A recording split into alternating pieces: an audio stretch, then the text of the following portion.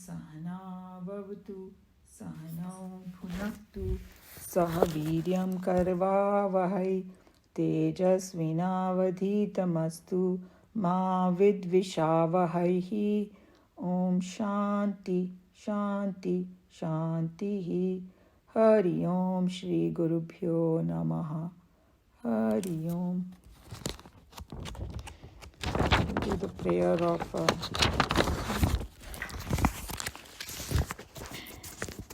Shanti Path Taittriya.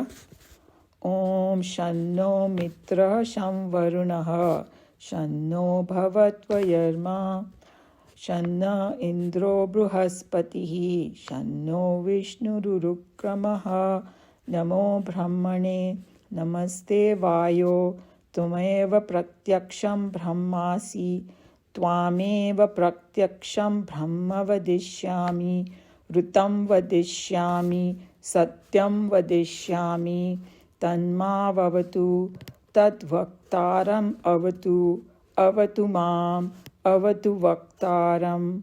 Om Shanti Shanti Shanti. So verse 5.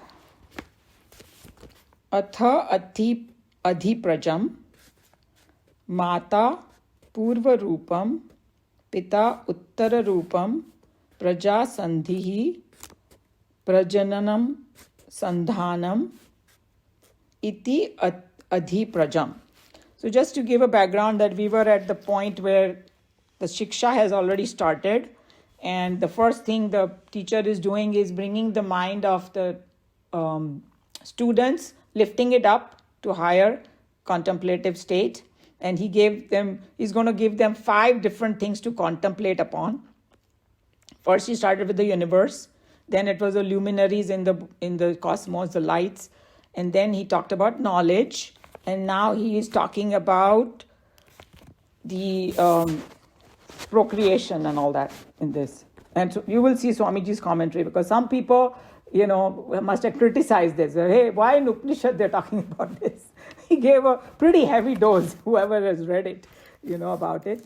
But it's like, it's part of life, a fact of life. And they want the students to, it's like compared to the sex education they're trying to give right now to the students, they were already thinking about that. Hey, why don't you teach them in a healthy way? And, there's a divinity in that relationship, rather than just take it as some kind of a negative thing and all that. All those things come into it. So makes you think. So the word meaning is, Atha is now, Ati Prajam, concerning progeny or birth. And then Praja hoti hai ki bolte Raja ki Praja, but here the meaning is, birth. Mata, mother, Purva Rupam. I think somebody's, okay. Mata is Purva Rupam, the prior form. Pita is father. Uttar Rupam, the posterior form. Praja means progeny, or the children. Is this Sandhi, the intermediate form, or junction. Prajanam, procreation, is the connection. Sandhanam, the connection. Means the joining. Iti, thus, adhiprajam, concerning progeny, one should contemplate upon it. So, just, when we read Swamiji's thing, we will know. It's in some ways, now that we have come 3-4, now you know what they're talking, how is that whole thing, prior form, posterior form, connection, and, intermediate form. So, what is going to say, and when we read, I'll just explain a little bit so that when we read, it will become easier. So, in those days, in olden days, the Upanishad was taught to, all these kind of knowledge was taught to everybody. It was part of their curriculum. Now it's not. In fact, they believe that after the British came, they kind of destroyed the Indian system. But the original system before the British came was that everybody was taught. Now they're talking about even earlier part. Many thousands of years ago, if you go back to it. And then it was kind of interesting that my husband and I, we visited this place where Krishna Bhagwan got his education. Sandipani Vidyalaya it's called. And it was Rishi Sandipani. I think it's in Madhya Pradesh somewhere. I don't remember exactly because when you visit so many places, you forget. So they have it's a very nice tourist place also because everybody comes there and they have tried to maintain. And then if you go into the detail of what Krishna Bhagavan learned, he's all knowing, but he's doing the Leela, right? So he has to go to school because he's born on this earth. He was taught 64 different things. And each one they have, if I can find the picture, I will send you. Not only like all the other subjects, like science, geography, blah, blah, all those, like we have modern. But things like dancing, music, stitching, how to do this, how to do cook. Everything was taught. That's why, when these Gurukul, the way they used to groom these children, when they came out, they were absolutely ready to take on. Emotionally, physically, mentally, everything. And then because he was Krishna Bhagwan, it seems that he learned one Vidya in one day. 64 days he was done, graduated.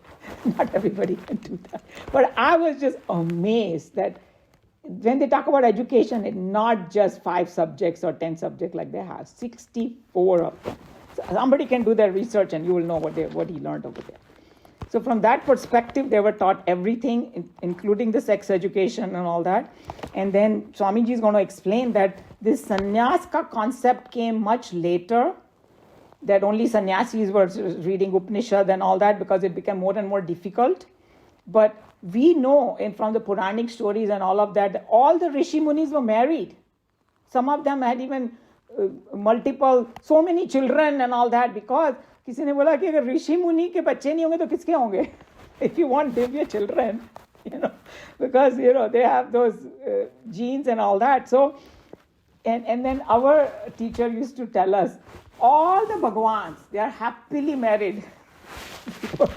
So don't take this like that you have to become a sannyas. Hey, if somebody has that calling in them, it's fine. But in Upanishad and in Bhagavad Gita, there is no choice that you must do this or you must not do that. You can choose your path, and a householder can absolutely become enlightened or study Bhagavad Gita or other. So no bar in that. That's a different pursuit of people. So just wanted to know. So it's a just wrong impression that is some kind of special privilege for a sannyasi only Upanishad. That's why Swamiji wanted to make this available to everybody. It's going back in that time where it was available at one time to everybody. So from that perspective, and then he was going to talk about those sacred temples and all. I don't know if any of you have visited Khajuraho or Konark or and all that you have, because we have visited also, and they have everything from the outer wall, and then it tells you the journey. The sanctum sanctorium is that final realization. So it complete thing is outside, but some people will take it so negatively. वहाँ foreigners ज़्यादा जाते हैं because Indian लोगों को शर्म आती है वहाँ जाने में. But if you take it in a healthy form, when you go there and they are telling you, you don't even feel embarrassed or anything because there's a whole purpose for why they have put that over there. So that's what it is. So he explains in all these things. So मैं हिंदी में अभी बताती हूँ क्योंकि हिंदी में it sounds really good, right? How this translation is. तो संतान के संयोजन में माता पहला रूप है, पिता बाद का रूप है, संतान जो उनके दोनों के मेल से उत्पन्न हुई है, उनके मिलने का स्थान है, उनका संगम है, और वंश वृद्धि की क्रिया उन्हें जोड़ने वाली कड़ी है. यह हुआ संतान विषय संयोजन. That's what the Hindi translation is. Okay, we can read now. Any volunteers? Nareshi.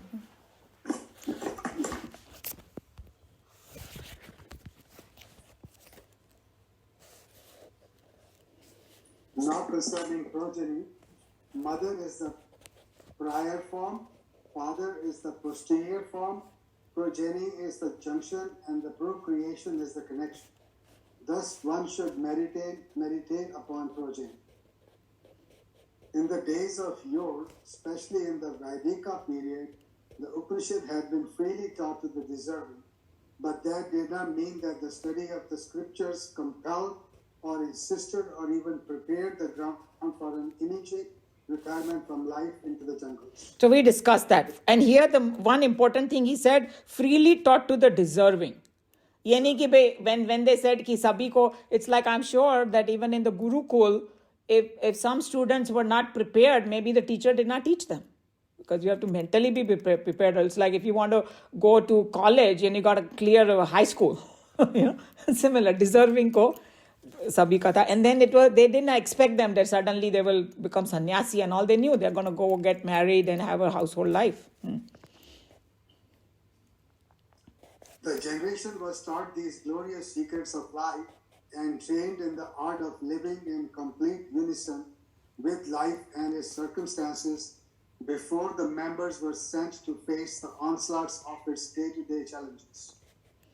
Therefore, instructions regarding the most vital urges in man, such as sex, were freely given out and under healthy social conditions. This cannot bring about any deterioration in the moral life of the people. It was only after Shankaracharya's time that the tradition of young men taking to sannyasa with the desire to learn the higher life and live the life divine had come into vogue.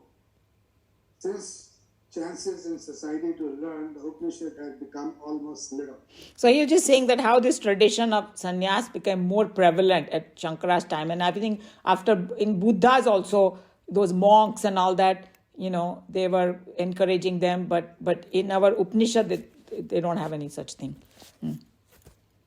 But the Upanishad studies have come to be recognized today as the special privilege of only sannyasins, and the corollary of this wrong impression in the superstitious belief which frightens away the dull-witted that the studies of Upanishad will make a healthy man uninterested in life and ultimately it will abduct him away from the fields of activity to the dark caves of impotent retirement. So that's another fear that people have. If somebody's child also shows some kind of interest in the spiritual, what they go, dar jate hai, to sannyasi ban jayega. That's not true. There are so many spiritual people who are married, have children, and they do so much samaj seva. So much. They don't sit in the jungles and just meditate. They after they got their religion, they come out in the world and work with everybody to lift them up. In the golden age of the Vedika culture, the intelligent Hindus understood the value of the literature and the journal curriculum in education included the study of the Shruti. Under such a scheme of things, this meditation, Upasana, advice, when viewed against the background of that age, need not give us the sense of outrageousness that we apt to feel at first instance during the hastily reading. Yeah, because somebody say, hey, why are you talking about all this in here? What makes it meditate upon this? Doesn't make any sense. But it's just saying that it's, in a healthy way, it's going to make a better human being, because he's going to associate this more with the divinity. Hey, I'm learning this, so that I got to take this seriously also. Oh, so many points can become under this. Yes.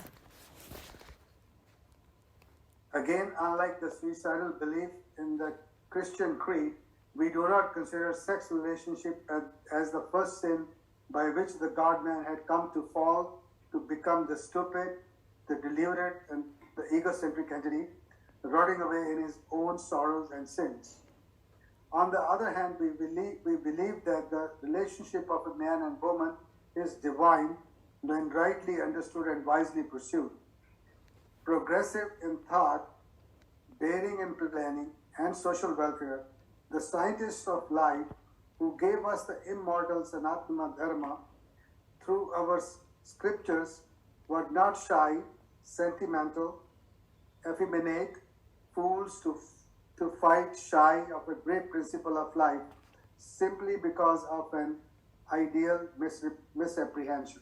Misapprehension and misunderstanding of something, some kind. They were, So I think that he had to really rebuttal, because I'm sure you will see this last paragraph. People were criticizing this maybe when he was teaching in those time, in the 60s. Yeah. Sorry? I cannot hear you. Yeah. Nareshji? The unhealthy misunderstandings regarding the relationship of a man and a woman in life, I dare say, is the cause of almost all terrible problems in the world today. Unhealthy, intermingling, unintelligent compromises, misunderstood liberties, and uncontrolled licentiousness, licentiousness, poison the lives of both the married and unmarried, so that each new generation now finds itself in the unclaimed child of its own past, not as an ideal of love lived, but as a caricature of the lust expressed. So he just, these problems that are in the society, he's just attributing to a misunderstanding of this relationship rather than, and all those, and then he gave, we already know, 50% or more than that end up in divorce and this and that for small things. We are not saying that every time it is justified or not justified, but small things give birth. Certain circumstances, obviously it is justified, and in those days also it was. But he's just saying that how these not understanding at a very core of it is the problem, and not in a healthy way. Yeah. This dreadful state of an orphan generation, unintended and uncultivated, wrecking up the entire destiny of the world.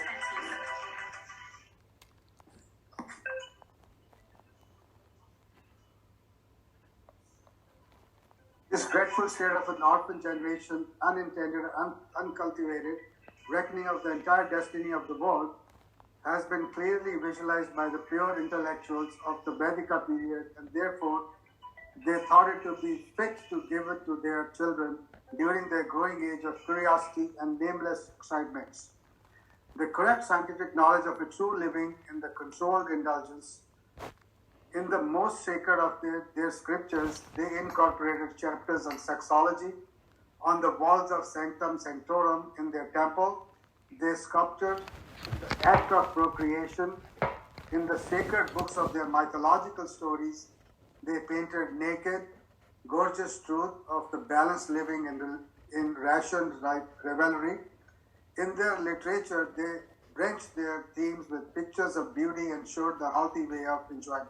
So we already know, we already discussed that. They are very open about it in our Sanatana Dharma, yeah.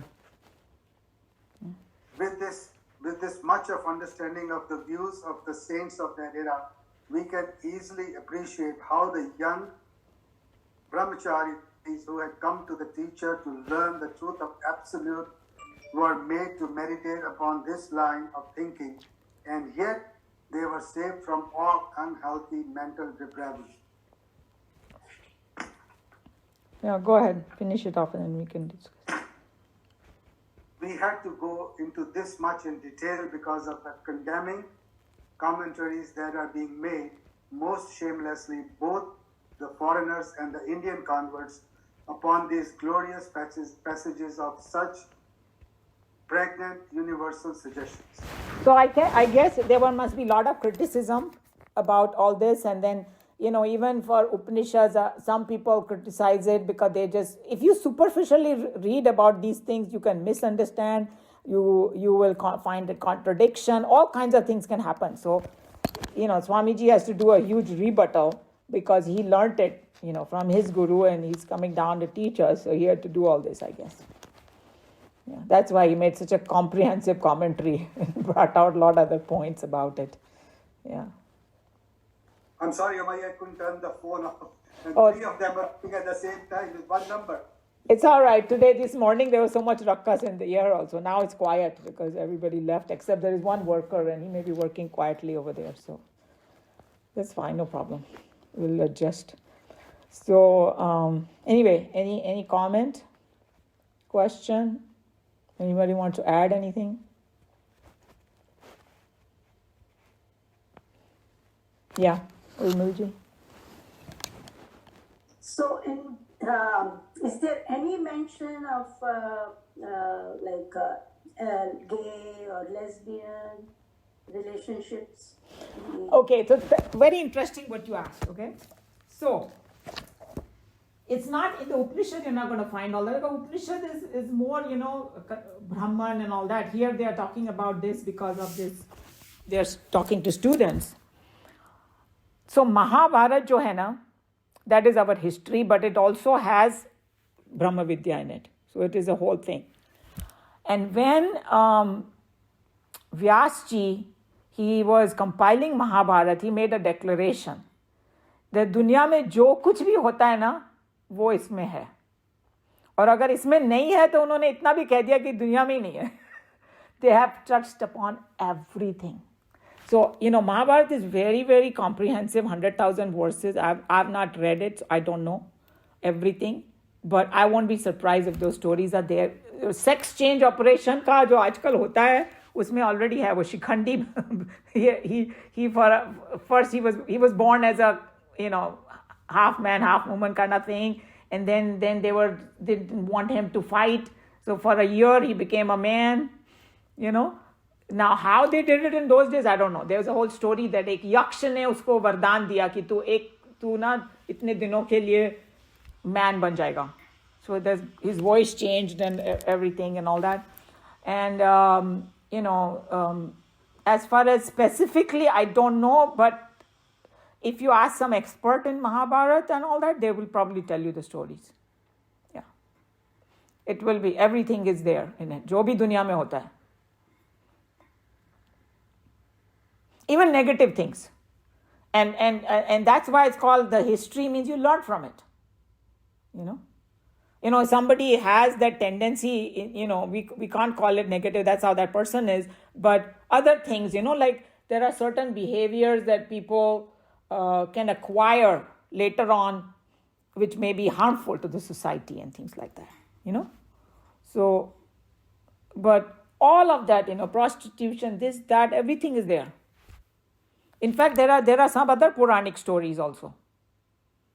When somebody did wrong thing and then what was the consequences. But then he started believing in God or Sharnagati में आ गया तो उसका भी कल्याण हो गया. You know that Ajamil की story, very famous one. Whoever knows this story, that how उसने अपनी बीवी को छोड़ के prostitute से शादी कर ली, फिर उसके बच्चे भी हो गए ये वो. But then end में वो जब when he was dying, he started calling Narayan Narayan because that was his son. भगवान का नाम लेने से ही उसका उद्धार हो गया. कोई बोलेगा ऐसा थोड़ी होता है. It's just trying to encourage you, no matter how bad things you have done, you can, and once you surrender to God fully, He will completely destroy all your sins. And this is a promise of Lord Krishna in Bhagavad Gita, verse 66. Sarva dharman parityajya mamekam sharanam raja aham tva, we say it, right? Aham tva sarva papebhya, all the sins. Moksha ishyami mashucha. You don't lament, you don't feel sad, you don't feel depressed. I will take care of it. So, true, I think it will be mentioned. That's how, I don't know personally those stories, but I kind of have a hunch that it is there. There are hundreds and thousands of stories in there. Story can the story can the story. Yeah.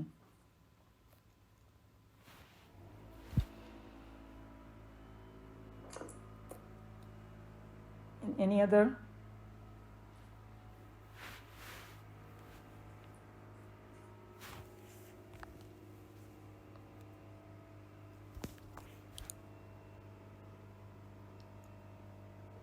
No other question or comment? You want me to close the class then?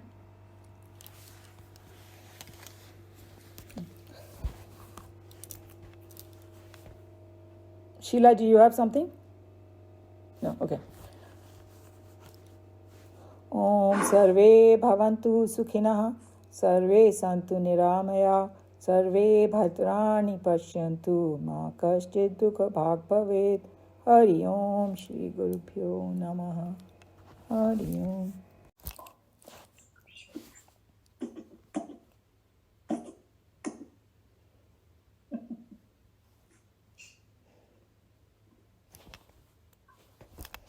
सभी बड़े silent हो रहे हैं. Silence is golden, Umaji. Right, it's true. There is one very beautiful saying that our teacher used to say. It is Buddha saying that speak only when you can improve on the silence. That's right. It's such a beautiful. If that is what we have to believe, then you are the only one allowed to speak. Oh no, Baba, I'm not there yet. No. Uma ji, I was amazed to see your grandbaby. अभी 2 दिन पहले उसकी little toddler सी photos आ रही थी और अब now he looks like a grown-up baby. Yes, that's exactly what I'm saying. It's like a miracle when we look at the pictures. Oh, I said, really? It was like the progress is so fast of these babies. I'm sure a lot of you have grandchildren, so you know. For us, it's the first experience, but it's a very delightful one. Yeah.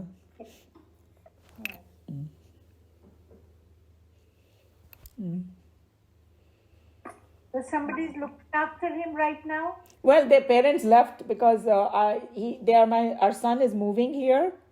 He just bought the house, just a week ago or so, but some work is being done and all that, and there was so much confusion. So he was like getting all nervous. So I can do my class from here because he just got his internet here yesterday. So he was like relieved, So because somebody's working here and somebody needs to be here or something like that. Yeah. So we are just trying to adjust with all these different things. Yeah. So anyway, I'm glad that a lot of people came today. Yeah. Meena ji, tell us about your experience in India. किसी मंदिर वगैरह में गए? कहीं नहीं गए except Kashmir. That was the only place we went. That was it. So, no. So how was it over there, Meena ji? Almost 6 weeks. No, like how was your experience in Kashmir? That was just 4 days. It was just 4 days that we were there. So you saw a It lot? was very nice. So, Very nice. yes, extremely. There's no problem there at all. We were a little concerned whether to go or not, but absolutely there's no problem. It's good to know. That's first hand to know is much better because when you just news में सुनो तो लगता है कि कहीं मत जाओ, बस घर में ही बैठे रहो. But when you talk to people, then you get to know, that it's okay to go. Yeah. When I went there in December, Umaji, I took, I was planning to stay there about 60 days. Mm-hmm. So I took 60 and 95 masks and 60 of the regular surgical masks. So when I landed there in Delhi, nobody wearing it. Oh, nobody was wearing it when we went in last year. Yeah. So I basically brought them back. Yeah. I think that, America में भी कौन पहन रहा है? खाली very, very few people are wearing. 80%, 90% are not wearing. I would say 90. 90 plus. Not wearing. So now life has kind of gone back to normal. People have just learned to live with it and, although that paranoia is gone now. And now there are medications available, so you can get some stuff and you can get out. So Yeah, and now it's like the whole thing has become milder also. milder, I think that each and every person in the whole universe or here on the earth is exposed to it now. Yeah. किसी को हुआ, किसी को mild हुआ, किसी को नहीं हुआ, but सभी को expose तो हो गए हम लोग सब. Yeah. The first time was the hardest one, Umaji. Correct. It was because we didn't know what it was, and then people, for human body also, we are not used to it. So What a scary phase. Very, very scary phase when it started. But it happens every 100 years. That's a history. So they kind of, the government had a department also, which I think one of the president had dissolved it or something happened. Because when you don't experience it, then you don't know what it is. It becomes like, I don't know what it is. But now, the whole previous generation also probably did not experience it. It was in the 1900s, right? 1900, yeah. But a lot more people died then.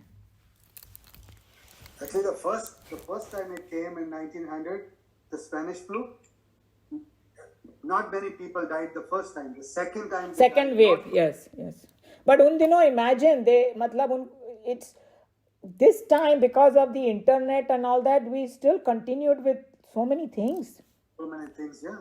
I mean, the life went on from that perspective. Imagine those days. I don't understand everybody running to Costco and buying major packs of toilet roll.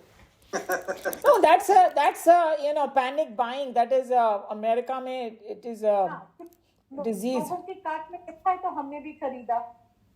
Yeah, but that's why we have to use our intellect and not जो भेड़ चाल में नहीं उसको करेंगे. तब एक काम नहीं कर रही थी. Yeah, but so we have to keep our wisdom and intellect alive, and otherwise, copy everybody emotion में आके you do, and when the what you call vaccine came, then people were मेरे को मिल जाए मेरे को, for they were saying कि पहले adult मतलब जो बुढ़े हैं उनको दो और बीमार को दो, other people are cheating and all trying to get it, it's just so sad because we panic, Panic. Yeah. And just being selfish and panicking. That's all. Yeah. Well, Umaji, thank you for the class. All the best. And happy babysitting the house. Oh, that's part of our householder's life. The house sitting I'm going to go Umaji next week on Tuesday to go babysit my grandkids and like 2 hours away and then come back on Wednesday evening. Hey, we got to do what we got to do, I know. Because we cannot retire in the jungle now these days like they used to do in a one press. So we have to retire in our mind. When they need us, we do it, but we don't get overly attached to them. Oh, absolutely. Yeah. You see, Umaji, ये सब देखिए गीता भगवत गीता पढ़िए रामायण पढ़िए वो सब बोलते हैं कि सबको छोड़ के अंदर की तरफ देखो मोह माया इतनी पड़ी हुई कहाँ अंदर की तरफ देख सकते हैं बाहर ही मुश्किल से देख सकते हैं. No, but that's exactly what it is. That it is. You have to keep your wisdom up. कितने भी मोह माया में पड़े होंगे हम लोग, and we gotta quit and go. So what kind of moh maya we are talking? We have to think about it like that. No matter how attached we get, and then we have only one grandchild, right? He's only 2 years old. He's so attached to us also. You will see, he will Dadi ji, Dada ji, he will say so many sweet things. Oh, I love you. He will hug you. But I have heard my sister has teenage grandkids. So does Meena ji, and all of you, lot of you have it. They say कि एक बार teenager जो होते हैं हमको पूछते भी नहीं है. They are in their own world. Yeah, अभी तो वो they can't wait to be with us because parents are busy. So we give them more attention. So they love it. Sometimes he starts crying when he has to get away from us. But I know once they get teenage, it's not going to be the same. So we're just enjoying and just, Mine are not there yet. So they are not. There. But जिनको है उनको पूछो. It's not that they don't love you, but then they have their own life. Yeah, they're not going to be. They are not so keen to spend time with you then. Yeah. So from that perspective, that's what our Geeta and Upanishad and all tell us. That, look at the facts of life. Don't live in some kind of emotionalism here. That's what it is. So it's like he's not saying don't enjoy your life or anything, but, don't be attached to things. It's a very deep thinking. The more we contemplate, we understand the correct meaning of it then. And then we'll actually enjoy them the most. When you don't have fear of losing, that's when you enjoy the thing.